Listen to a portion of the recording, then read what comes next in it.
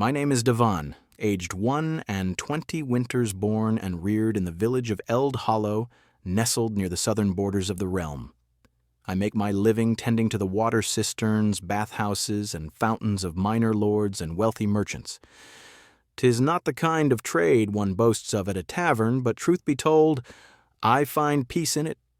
The work keeps my body strong, fills my purse modestly, and lets me spend most days under the open sky.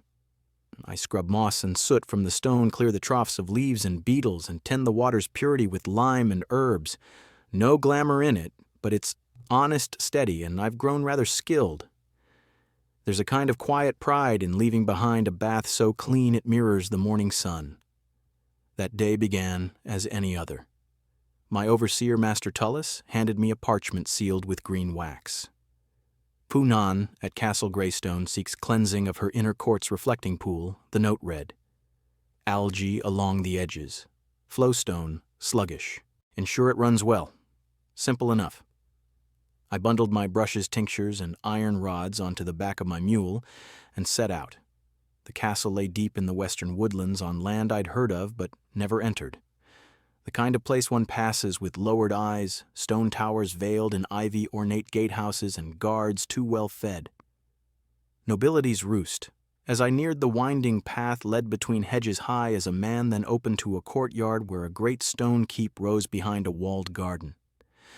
The place had an unnatural stillness to it, too neat, too untouched.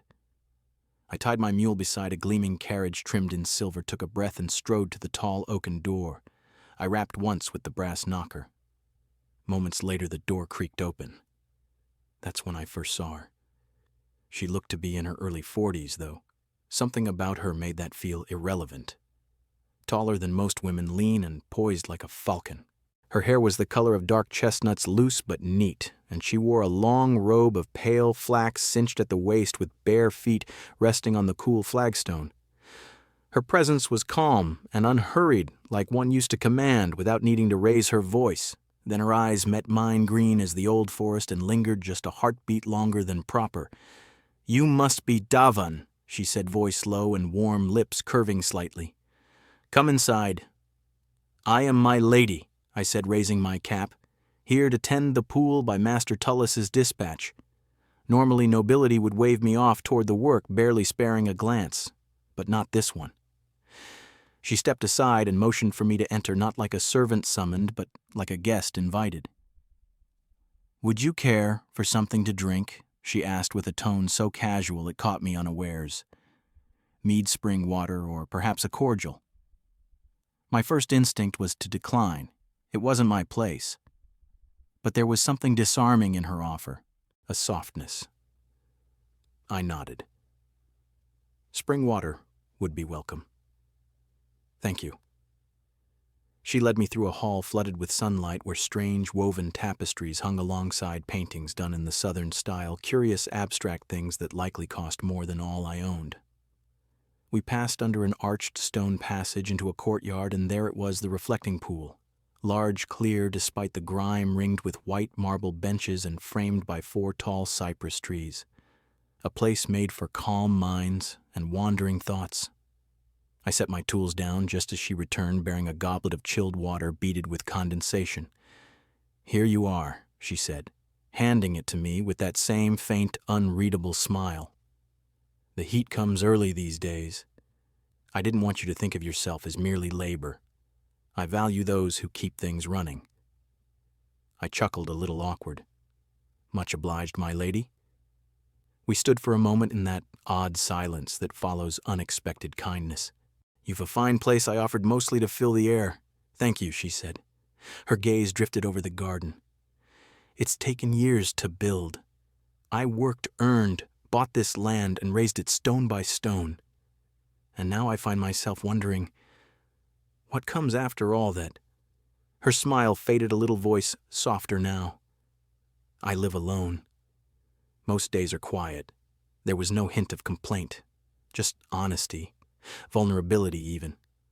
Not something I expected behind castle walls. "I suppose I should begin my work," I said, setting the goblet aside and pulling on my gloves. "Of course," she said, still nearby, but not in the way. She turned but lingered. I drew out the iron skimmer, knelt by the water, and began the familiar rhythm. The pool needed little truth be told. A few fallen petals, some faint scum along the edge, a slight imbalance in the flow. These are the moments I live for: the silence, the sun on my shoulders, the subtle sound of water lapping stone. I checked the runoff pipe, added a sprig of mint and lime to purify the flow, scrubbed the tiles where moss had started to creep. And yet, every so often, I'd glance up and find her there. Not watching me directly, not always, but present. Sometimes seated under the shade with a book in hand, sometimes simply standing with arms crossed, eyes distant, but always near.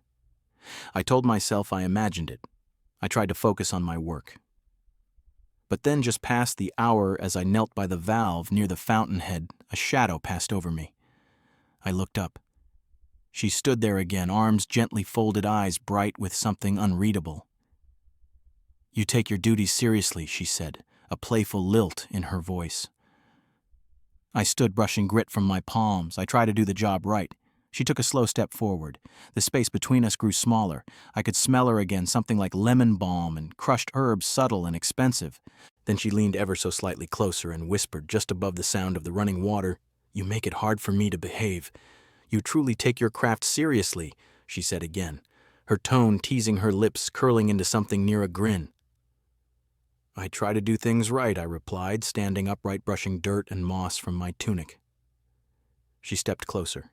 The air between us shifted somehow heavier, warmer. I caught the scent of her perfume again, subtle, citrusy, like crushed lemon balm with a note of elderflower, expensive but unpretentious. Then she leaned in just the slightest tilt forward, so faint I wondered if I imagined it, and whispered in a voice that slipped between the ripples of the pool, "You make it difficult for me to be virtuous." I froze. For the briefest moment my thoughts stumbled like hooves on wet stone. Had she truly said that? Her lips held a quiet, knowing smirk, and her eyes shimmered with the kind of mischief that didn't ask for forgiveness. I gave a nervous little laugh, awkward and unsure. I ought to finish checking the drainage valve," I said, my voice suddenly scratchy in my throat. She let out a soft, almost musical chuckle and turned away, walking back toward the marble bench with a sway that no longer seemed accidental. Her robe caught a breeze just enough to reveal the curve of her back, then settled again. I stood there a moment, too long, before snapping out of it. I turned back to the work. My hands moved steadily, but my thoughts reeled like storm-swept sails. What did she mean by that? Was she jesting? Testing me, merely amusing herself at the expense of a tradesman, or did she mean it? I shook my head, trying to clear the haze, and gave a quiet, breathy laugh. I had a duty to finish, but inside, I already knew this would not be like any other day. The remainder of the afternoon dragged not from the labor itself, but because my thoughts refused to stay still. That whispered line echoed again and again. "You make it difficult for me to be virtuous." I kept telling myself to stay focused, stay disciplined. I worked through my list with mechanical precision. I rebalanced the herbs in the cistern, cleared out the channel inlet, scrubbed the filter stones just as I would anywhere else. Yet each time I looked up and saw her reclining on that white stone bench, sunlight pooling around her like an offering, I faltered. Once she had a book open. Another time, she simply watched the clouds. And maybe once or twice I caught her watching me. I rinsed my hands in the corner basin and began packing away my tools near the side gate when I heard soft footsteps approach. "You truly are thorough," she said again, her voice carrying that same warm cadence as before. I turned. She stood a few paces away, arms loosely folded across her chest, the breeze toying with strands of her hair. The afternoon sun caught the edges of her features, gentle and composed, but not fragile. "I try to take pride in the work," I said simply. I can see that she replied, eyes holding mine for just a moment longer than ordinary. Then her head tilted slightly. "Would you mind coming inside for a moment before you take your leave?" she asked. She hesitated as though choosing her words. "I've prepared supper. It would be a shame for it to go to waste. I cooked enough for two. Just a small thank you for your politeness and your effort. I paused. Lines like this blurred easily. Normally, I avoided them. Nobility and servants didn't dine together unless something strange was afoot. But her tone wasn't pushy. There was no edge in her request, only sincerity. I wouldn't want to intrude, my lady, I said, cautious. You wouldn't be, she replied softly, her smile gentle. The truth is, I don't receive many visitors, and the hall is quiet tonight. I stood there for a heartbeat, weighing it. Then my stomach gave a low traitorous growl, reminding me I hadn't eaten since sunup. The thought of roasted meats and warm bread was hard to dismiss. All right, I said. Just for a while. Her eyes lit up. She turned and motioned for me to follow. I packed my gear, covered the water basin, and tied down my satchel. Then I followed her back through the castle arch. The inside of her home was every bit as elegant as I'd expected, vaulted ceilings supported by dark oak beams, warm stone walls hung with aged scrolls and delicate carvings. A soft golden light glowed from sconces along the hallway, giving the entire space a hushed, inviting calm. You could tell someone truly lived here. There were dried flowers in painted clay vases, worn books with bookmarks peeking from the spines, small keepsakes from travels far beyond these woods, a house that whispered presence, not just wealth. She led me to a long oaken table, already laid for two. Candles flickered gently in wrought iron holders, and a clay bottle of wine stood unopened at its center. The air carried the scent of roasted foul herbs and something sweet rosemary, I think. You didn't have to do all this, I said, genuinely surprised. Oh, nonsense, she said with a shrug. I enjoy cooking. It quiets the mind. I sat awkward in my work clothes, feeling underdressed for such a table. She brought over 2 wooden plates with generous portions roasted chicken with glazed carrots and wild mushrooms. She poured us both water with a few sprigs of mint and sat across from me, folding her hands for just a second before picking up her fork. And for the first time that day, we truly spoke. She told me about her life, her work, how for 2 decades she'd traveled the realm buying and restoring properties for noble families, always chasing the next transaction, the next triumph. How she built wealth status and finally bought this land to settle. I never really paused, she said with a quiet chuckle. It was always the next ledger, the next deal. She glanced toward the tall windows, and now I have everything I once longed for, but no one to share it with. Her words were simple but not sad, honest, unguarded, like they'd been waiting for a safe ear. I told her about my own path, how I left schooling early, took up trade, found comfort in physical labor, and how I kept mostly to myself. No real companions, no time for courtship. She smiled softly. So we're both wedded to our work in a way. Looks like it, I said, returning the smile. We finished our supper, and she leaned back in her chair, gently swirling the water in her goblet, her eyes studying me thoughtfully across the flickering candlelight. May I ask you something, Devon? She said, her voice calm but touched with curiosity. Aye, of course. Have you ever done something wholly out of character? She asked, her tone still soft. Something rash. Something impulsive. With someone you barely knew. Her question caught me off guard. I blinked, unsure how to answer. Truthfully, no. I sat back a little, setting my cup down. I've always had duties to mind. Chores. Work that needs finishing. Long days mostly. I don't venture much beyond that. She nodded slowly, eyes still on me. That's a shame, she said, her voice lowering just a little. Life isn't long enough to live it so carefully. I gave a small shrug, a crooked smile. I suppose I've just never made wildness a habit. She tilted her head, and that playful spark returned. Well, she said, perhaps tonight is your chance. I raised an eyebrow. My chance? For what? She stood from the table and walked toward the tall arched window. Outside, the last golden light of day hung low over the trees, bathing the distant hills in a warm glow. Her figure stood framed in silhouette, graceful yet strong. I don't mean anything improper, she said, turning back. I only mean do something different, unwritten, something not ruled by obligation or duty. You're young. This is when you're meant to live, even if only for a single evening." I leaned back in my chair, uncertain what to say. The idea of staying longer, of walking beside her beyond the boundaries of the castle, it stirred something quiet but restless inside me. She walked back and leaned gently against the edge of the table, arms loosely crossed. "Look," she said, eyes meeting mine. "I know I'm older. And yes, I'm your employer today if we're being strict." She gave a small breath of laughter. "But I'm not asking for anything strange or uncomfortable. I simply thought maybe we could go out, walk beneath the stars, ride to the ridge, talk, escape the grind of who we're supposed to be for just a little while." She paused, letting the words hang. No pressure, no expectations. Just two souls who might need a breath of something different. I sat there, the voice of habit tugging at me to thank her and take my leave.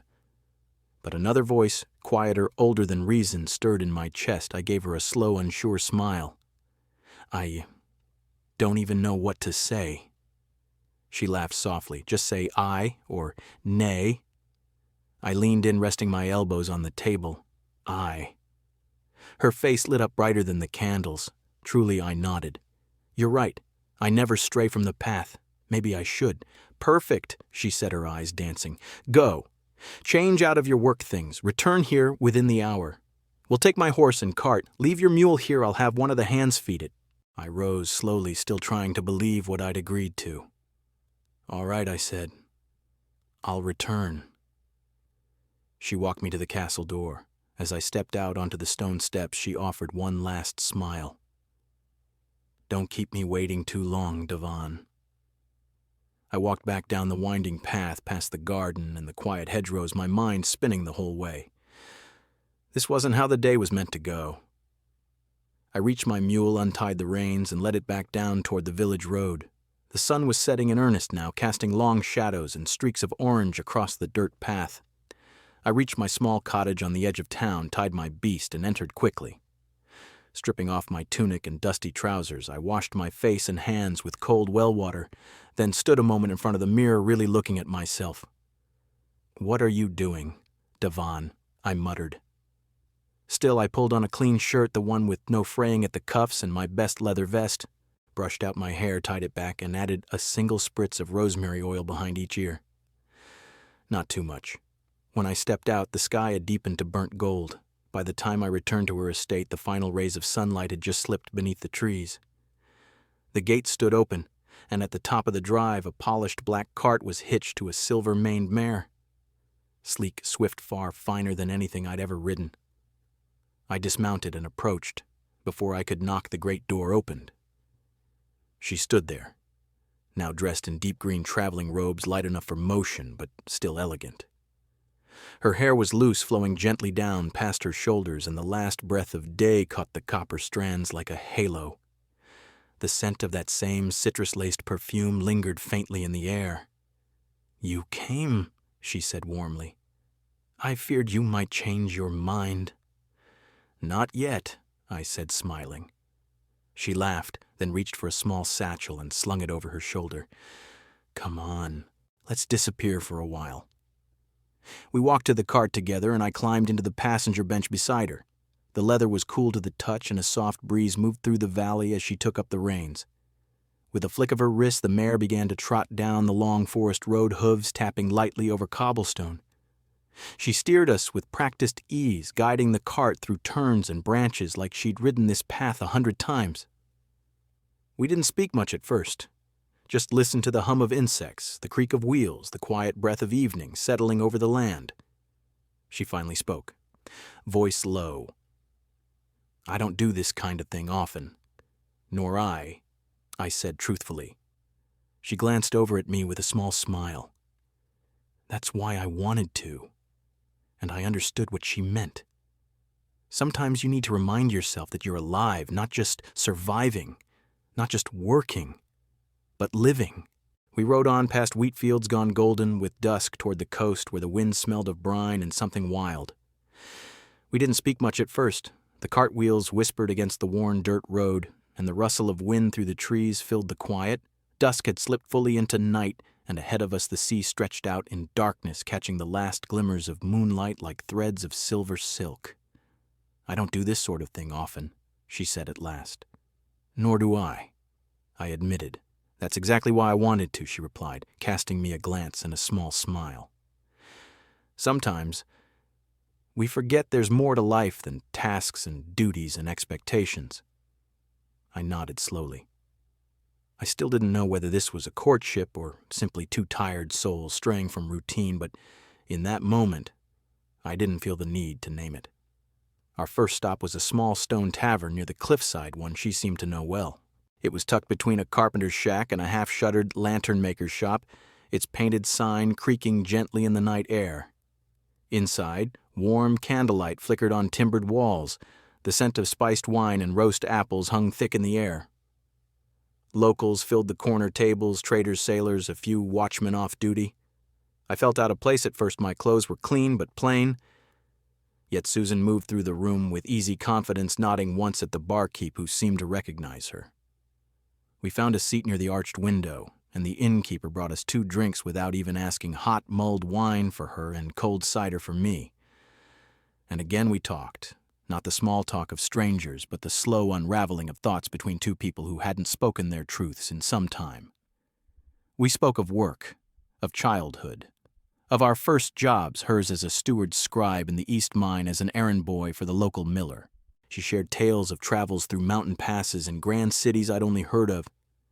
I shared how the forest sounds changed with the seasons and how I could tell what time it was by the calls of the owls. Somewhere in the middle of it, I forgot how unusual the night had begun. She had that gift of presence that made you feel like this moment, this bench, this small fire-lit inn was the only place you needed to be. By the time we stepped out, the night had cooled. The ocean's scent rode the breeze, and from somewhere down the lane came the faint melody of a flute and laughter. "Are you tired?" she asked, unlocking the cart's tether and adjusting the reins. "Not yet," I said honestly. "Good," she said with a grin. "There's one more place I'd like to show you." We rode out of the village, the cart gliding along the cliff road. The stars had begun to blink into view, and the moon lit the path ahead. 15 minutes passed in silence, then she turned onto a narrow path that wound its way to a quiet overlook. Below us, the sea shimmered with moonlight stretching to the edge of the world. We climbed out and walked to a weathered bench half sunken into the earth. We sat listening to the steady crash of the waves far below. For a time, neither of us spoke. Then she said softly, "Do you know the true reason I asked you to come tonight?"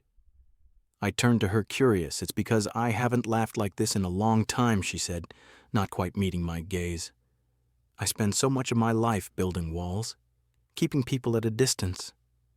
She paused, then exhaled. But tonight felt easy.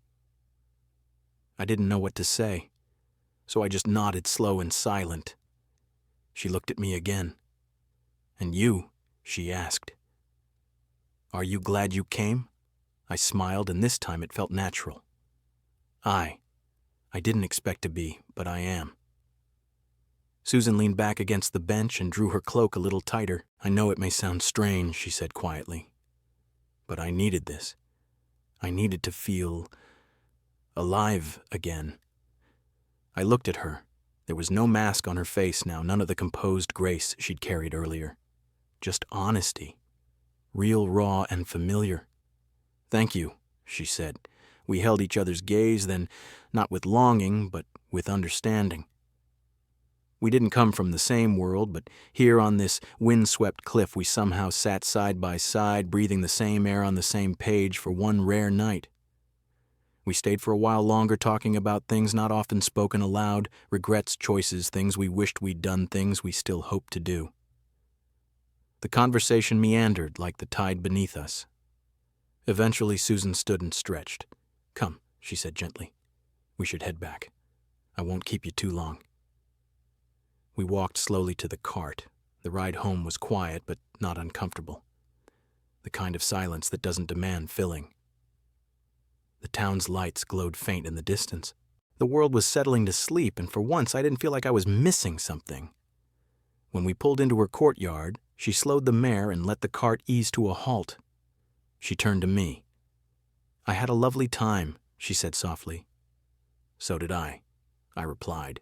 She hesitated, then added, "I meant what I said earlier. No expectations, but would you like to come in? I brewed some coffee before we left. Or I've tea if you prefer." I studied her face. There was no pretense, no game. Just a quiet offer.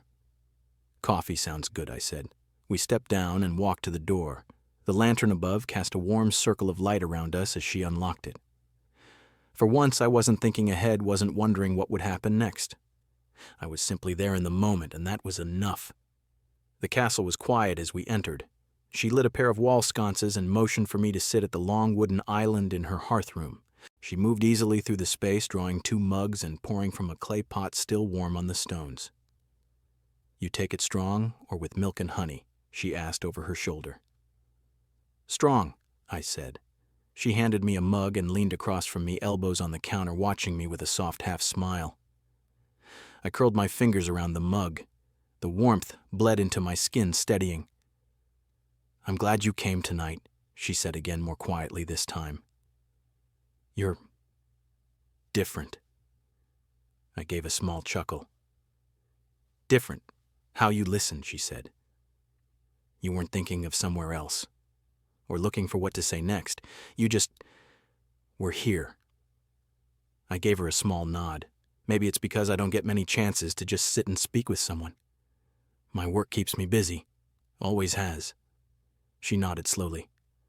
I understand that more than you think."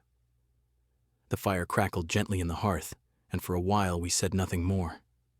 She nodded. I understand that more than you may think." We sipped our coffee, still warm in its clay mugs, and let the talk wander once more. We spoke of odd things. The chaos of local trade routes, the best roasted chestnut stalls in the capital, and how neither of us could understand the current obsession with honeyed parsnip stew. It was simple, light-hearted, easy. Like 2 old friends reuniting after long travels apart, even though we had only just met. Eventually, the great hall's hourglass ran nearly to empty. I stood stretching the stiffness from my back. "I should be on my way," I said. "I've duties at dawn." Susan lingered a moment before replying. I was rather hoping, she said softly, "You might stay a little longer." I paused mid-step. "What do you mean?" She laughed quietly, catching the look on my face. "Relax," she said, rising from her seat. "Not like that." She walked over to the tall glass-pane doors that led out to the garden and unlatched them. The night breeze swept through the hall, clean and cool, carrying the faint scent of damp earth and distant sea air. "I was thinking," she said, still looking outside, "of doing something a little wild. Something I haven't done in years." I tilted my head. Such as, she glanced back at me, one eyebrow raised in that mischievous way of hers. "Come, I'll show you." She led me out into the garden. The moonlight lay silver across the stone paths, and the reflection pool in the center shimmered like glass beneath the stars. Susan stepped forward and slipped off her slippers. She walked barefoot to the edge of the water and dipped her toes in the surface, rippling outward in perfect circles. "I used to love midnight swims," she said quietly, a touch of nostalgia in her voice. "But life gets in the way. There's always work, always something scheduled. You said earlier that you rarely do wild things." She looked over her shoulder at me. "Neither do I." "So what do you say?" I hesitated. "You mean, go in?" Now she grinned. "Why not?" I gave a short, nervous laugh. "I don't exactly have swimming garments." She shrugged without concern. "Neither do I, but we'll keep it decent. Just roll up your trousers, feel the water. That's all." Something stirred in me, then something buried beneath days of routine, years of predictability. Something that still remembered what it was to say yes without overthinking. Without another word, I bent down, kicked off my boots, peeled off my woolen socks, and rolled my trousers up past the knee. I joined her at the edge, sitting beside her on the cool stone, and dipped my legs into the pool. The water was cold, clean, sharp, in the best way. Susan let out a long, quiet sigh of contentment. "See, doesn't that feel wonderful?" "It does," I admitted. "You were right." And we sat there like that, side by side, feet in the water, heads tilted toward the stars. Crickets sang in the hedges. Somewhere far off, a horse brayed. The splash of our feet made the only ripples. After a long silence, she spoke again, her voice low and thoughtful. "This is the first time I don't know how long, that I've truly just stopped. No meetings, no ledgers, no plans for tomorrow. Just this." I turned to look at her. The moonlight softened the angles of her face, gave her a stillness I hadn't seen before. She looked peaceful, human in a way she hadn't allowed herself to be earlier. "I don't usually slow down either," I said. "Feels strange, but in a good way." She turned toward me, her green eyes calm and open. "I know this probably seems odd, Devon. I know we come from different lives. But tonight," she smiled not playfully this time, but earnestly, "tonight has been the most joy I've felt in years." I smiled back, small and honest same. We didn't speak after that, just let the quiet surround us. Then Susan stood brushing the damp from her legs, shaking out her toes with a shiver. "All right," she said. "Before I lose all feeling in my feet, I've one more idea." I stood to, pulling on my boots. "What kind?" She crossed her arms loosely, that mischievous spark returning. "Something a little foolish. You can say no. I won't hold it against you, but what if we didn't let the night end here?" I raised an eyebrow. "You mean—" She nodded, like a pair of love-struck teenagers with nowhere to become sunrise. We grab a blanket ride to the cliff shore and watch the dawn rise over the sea. The idea stunned me, but it didn't feel silly. It felt pure, honest. "You're serious?" "Completely," she said. "You told me you never break routine. Neither do I."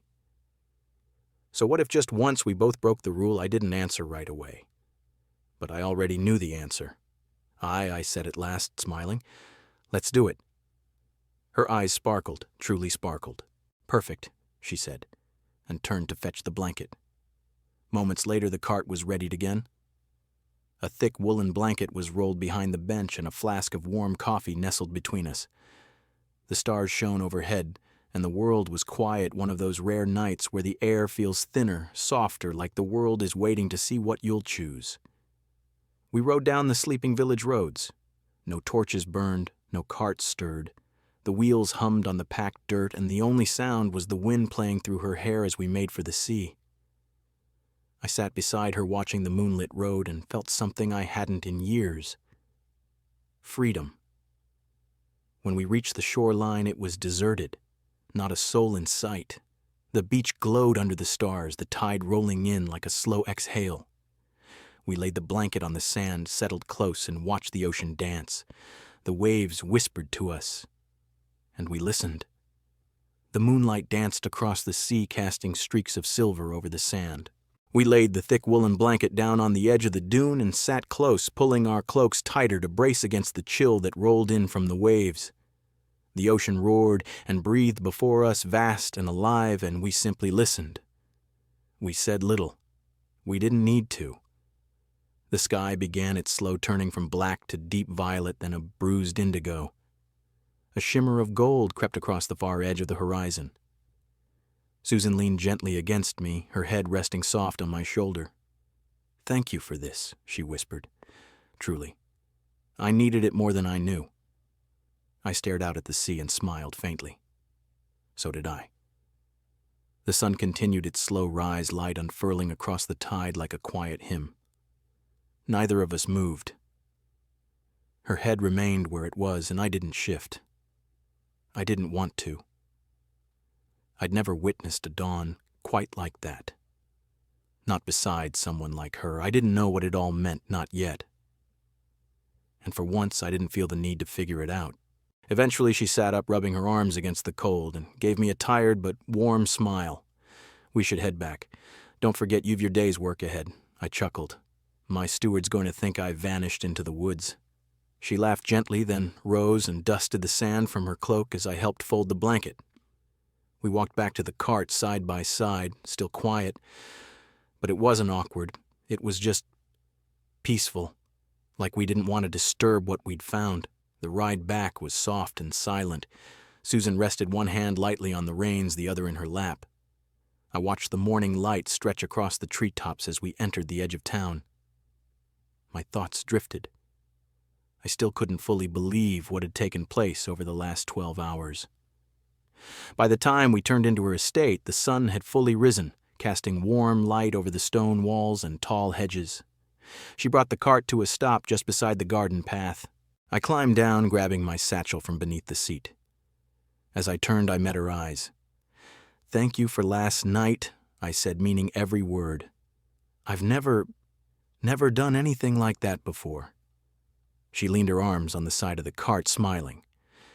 "You're the one who deserves thanks. I haven't felt that alive in a long time." We stood there for a moment longer, both unsure how to say goodbye. Then she spoke again, her voice softer, more deliberate. "Look," she said, meeting my gaze. "I know you've your life, your work, your world, and I've mine." She hesitated, choosing each word with care. "I'm not asking for anything formal. No promises, no titles, but if you ever wish to see me again, if you've the time, I would like that. No pressure." I gave a slow smile. "I'd like that too." Her smile deepened a warmth, returning to her eyes. "Good." She leaned back, brushing wind-blown strands from her face. "Now go on, before you're late." I nodded and turned, starting toward the small path beyond her hedge. But halfway there, I stopped and turned back. "Susan, yes. Would it be all right if I wrote to you sometime?" She laughed softly, leaning on the edge of the cart. "You'd better." I grinned, gave a small wave, and walked off toward the stable road. As I reached the fork leading out of her estate, I turned once more to glance back at the manor stone and quiet in the morning light. Everything about it felt unreal, like I'd stepped out of my own life for a night and returned with something I hadn't even known was missing. As I walked into the day's duties, my mind still floated through the night before. I cleaned cisterns, tuned pump wheels, smoothed algae from stone. But something inside me had shifted. I kept glancing at my travel pouch, half expecting to see a message from her tucked there already. Weeks passed, then months. And something unspoken grew between us. No declarations, no terms. But every so often after a long day, I'd find a note from her. "If you're free, stop by. There's stew or wine." And I always did. Sometimes we shared a quiet meal. Other times we sat at the edge of her pool, feet in the water, talking of things too small to write down. Some nights she'd hitch the cart again and we'd ride beneath the stars without destination, just wind and stillness. We kept it simple. Always. From the start, we agreed no tangles, no labels, no demands, no jealousy, no drama. Just two people who enjoyed each other's presence. I never told anyone about Susan, not the other tradesmen, not the boys at the alehouse. It wasn't a secret. It was just ours. Private. Untouched by the noise of the world, and maybe that's why it mattered. Time passed, but not much changed. I still worked my route, still kept to my trade, and every now and again a message would appear, "If you're free." And I always was. Now sitting here, I think back to that day. The heavy gates, her voice teasing me by the garden pool, that quiet smirk, those eyes that saw more than they should. I didn't know it then, but that day bent my life in ways I couldn't see. We never became something you'd call a couple. We didn't meet each other's families, we didn't talk of futures, but for a while, we were something better. Two people who filled the empty spaces in each other's lives without ever trying to own them. Even now, once in a while, I'll get a note. No flourish, no title, just her words. And when I do, I remember everything. Her laughter echoing down the corridor, that midnight swim, the blanket on the beach, the way the dawn lit her hair like spun copper. But more than anything, I remember the moment it began. That whispered sentence born of mischief and truth. "You're making it hard for me to be good."